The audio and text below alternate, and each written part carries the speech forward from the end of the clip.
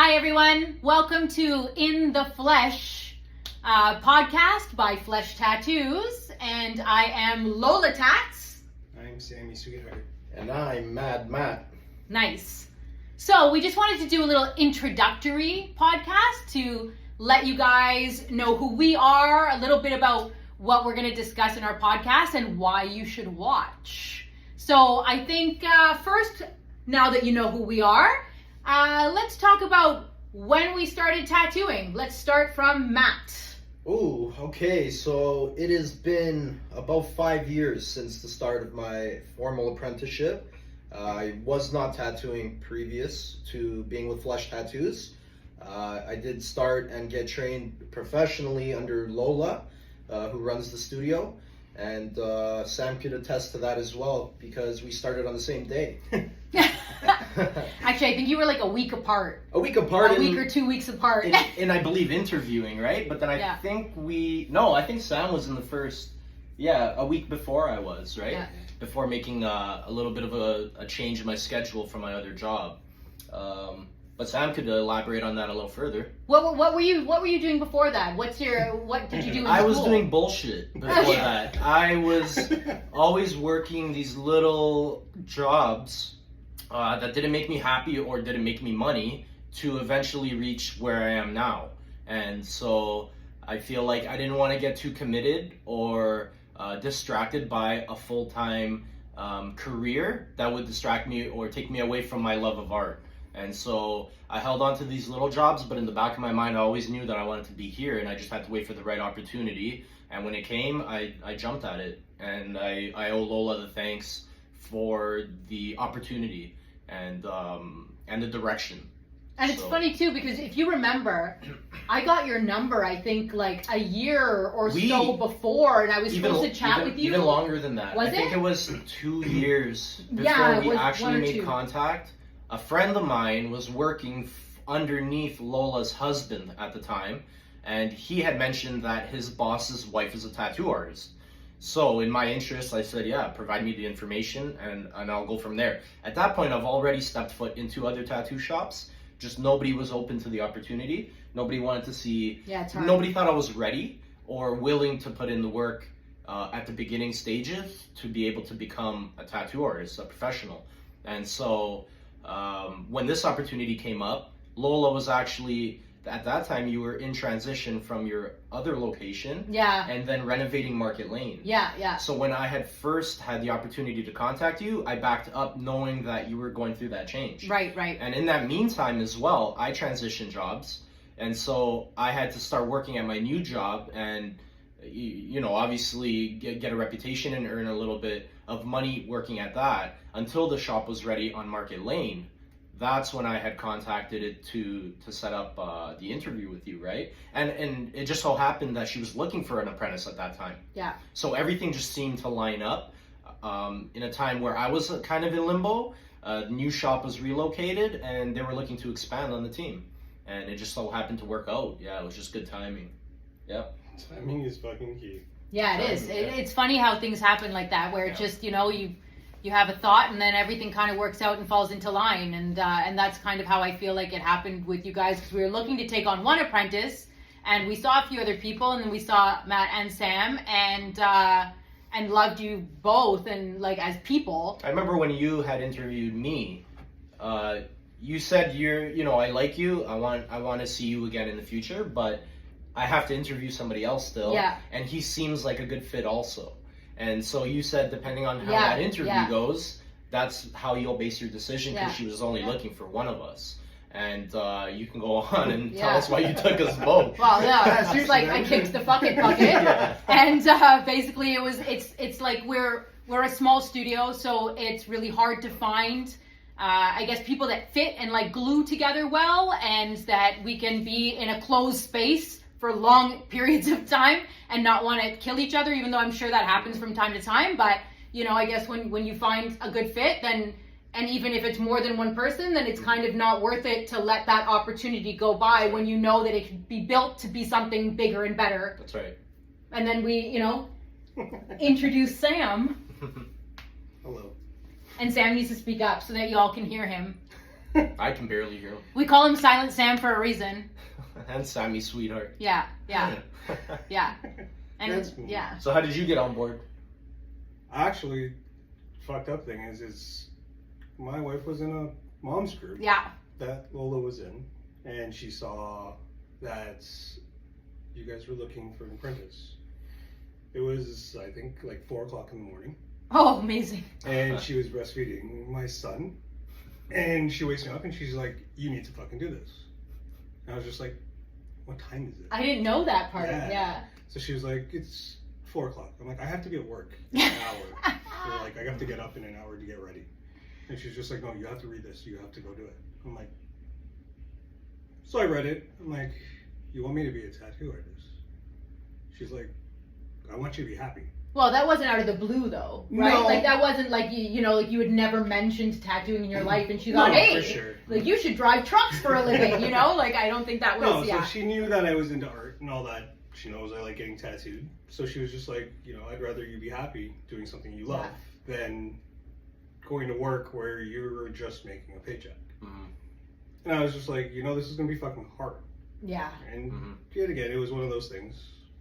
Everybody has their ups and downs, and we discussed the complexities, especially with having family and stuff like that 100%. too, and we'll get into that in a later podcast. I'm sure we're going to delve into that. We're also going to delve into whether or not we are doing something that we love, because that's also a totally separate topic. But for now, being that we're just introducing, we'll just keep it chill. So yeah, from there, I got a chance to message you, and you told me to come in on a Saturday. I remember that. I didn't know that you either met with him or you were meeting with him, but you did give me that. I still have other people. Same to talk spiel? to. Yeah, I think we met on, I don't know if I met Lola like on a Tuesday or a Wednesday. It was like a midweek kind of day. I think I remember. Yeah, I came in on a Saturday, and it was pretty booming in that shop. So I was just like, oh shit. And Saturday's at the time it was still only booming. at the time it was only 2 of you, right? It was Yeah. you Yeah. and Joey at the time. Yeah. And from there we created the 4 of us. We had a piercer, and from a little shop, a little space was really it was really busy, and we outgrew that space in a short amount of time, I feel. Yeah. Especially as soon as Sam and I had started, we kind of flocked in a lot of the smaller and thinner type of tattoos that started to become a trend, and it still is, right? We still do tattoos like that on a daily basis, and so yeah, we're in a new space now, more room. We're all happy to be here. We get natural light in the windows. Everybody that comes through here, they love the space, they love the atmosphere. And everybody always loves that they can be themselves when they visit the studio. So it's a big important feat, I guess, of the new space that we have. And I'm sure everybody knows that we are always ourselves. When you come here, you get the full experience of who we are individually as well as a group as well. My starting point was a little bit different because I started at a time when the industry really wasn't how it is now. I was 18 when I started apprenticing to tattoo. That was in 2000, I guess, give or take, around there. So I've been in the industry for effectively 23 years. Back when there was all the frames on the wall and you would just walk in and be like, yeah, that one's good. And we had 20 copies of that thing in outline form in the back, and we just print it off, size it, slap it on, and tattoo it. So there really wasn't much customization. The quality of artwork was much lower. There wasn't the expectation of customization or doing any of your own artwork, really. And when we did do our own artwork, it was more physical pieces of artwork. Like, some guys painted skate decks, some people drew on their own, but it wasn't for really tattoo purposes. It was more a hobby at that time. Yeah, it was like you were an artist, you were a tattoo artist, but, very much like you see it in the movies, where there was a lot of like really crazy looking people with full face tattoos and like bars in their nose, and they didn't look like me, or I didn't look like them. And I will get into my experience apprenticing on another episode because it's involved. So we will get to that. But for right now, that's kind of where I came from, the OG level of tattooing. and we will pause for a second. We got to knock at the door because, you know, it's never quiet around here. We are. We're filming a podcast. We're doing a little discussion. Yeah, what's up? I want to do another chat too. Okay. Well, watch your back here. Come. Yeah. But I don't want to interrupt, so if you guys are busy, I can come back. Give us a few minutes. Yeah, give us a few minutes, okay? I'll hang Hanging out. around? Yeah. I'm so sorry. I didn't know you guys were. It's okay. Don't worry about it. I'll hang out. Let me give you a shout in a few minutes, alright? Yeah, no problem. So you see, this happens all the time. It's always busy in here, and people are always coming and going. Got a But- client, walk in. You Yeah, know, we'll that's take how it goes.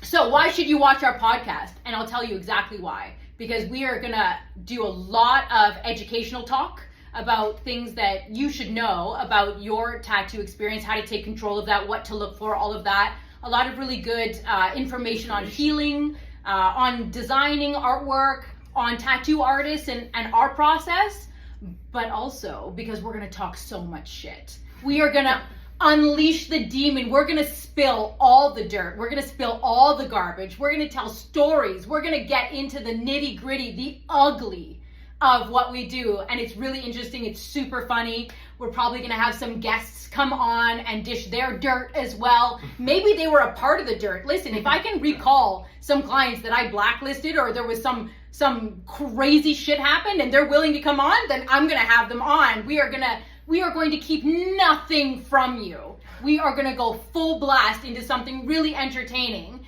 And we're probably going to do this, on like a weekly basis? Basis? Bi-weekly basis. Yeah, we'll see what fits the schedule. But so far, just getting into this, we want to see what you guys want to hear. And if you have any suggestions, let us know what you'd like us to talk about or what you want to find out about. We'll let you into the minds of an artist, but also the daily life that we kind of live in and out of the studio. Yeah, like unload from the week before. We'll let you know all the ugly that happened, during that week and all the fun stuff that we have, because you would it's like you can't make this stuff up. Some of these stories, you just if it didn't happen to us personally, you wouldn't believe some of it. So it's really entertaining. It's really fun. So we want you to subscribe and follow us along in this journey that we're going to be endeavoring into. And, you might see all of us. You might see one of us, two of us, guest people. We're going to kind of just switch it up and keep it kind of moving and fluid for you guys, but it's going to be a lot of fun. A lot of fun. Stay tuned. You know what? Before we go, we're going to end off on one just give you a little morsel, give you a crumb. Sam, what do you think is the most challenging thing about being a tattoo artist? Most challenging thing. I feel like the hardest part would be not doing artwork that you want to do. Fair. Because yet again, we all have our Flavors of what we like to do.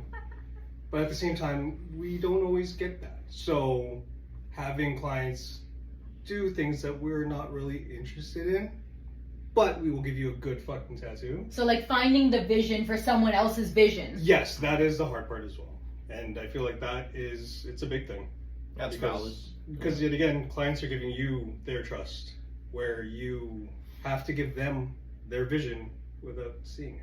Mm-hmm. Yeah, Makes sense, I definitely see that as being challenging for sure. Yeah. Totally valid, yeah, and we can elaborate a lot on that. I think that's a topic on its own. Yeah. For another discussion, because we could talk forever on that. And it just comes down to digging deep into our clients' minds a lot of the time, and coming up with something complicated or simple to depict what it means to them.